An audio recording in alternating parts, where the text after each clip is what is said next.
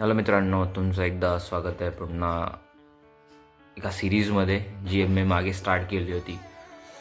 $10 convert into $1,000. तर त्यामध्ये आपण फेल गेलो आहोत आणि ठीक आहे. ऑफ कॅमेरा म्हणजे मी एकदा $10 तुमच्यासमोर डिपॉझिट केले होते आणि अजून एकदा गेले होते, त्यामध्ये पण फेल गेलो. आणि मला ॲक्च्युअलमध्ये घ्यायचं होतं XUSDमध्ये. पण असं झालं की BTCमध्ये मला ट्रेड्स दिसत होते, तर मी कंट्रोल ठेवू शकलो नाही. मला कसंही करून मला डॉलर्स अडवायचे होते आणि असं होत होतं की एकदा मी BTCमध्ये ट्रेड घेतो आहे, पण खूप मोठी गोष्ट झालेली आहे. BTCमध्ये मी ट्रेड घेतो, काय सांगतो तुम्हाला, मी मूर्खपणा केलेला आहे त्या ट्रेडमध्ये.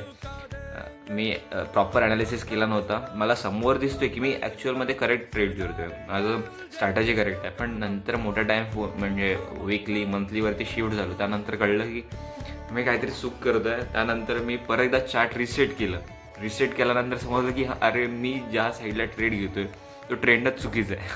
ते नंतर कळलं. पण ठीक आहे, याच्यापुढे मी काळजी घेईल की जेव्हाही ट्रेड करेल तेव्हा मी पूर्ण सेट करेल.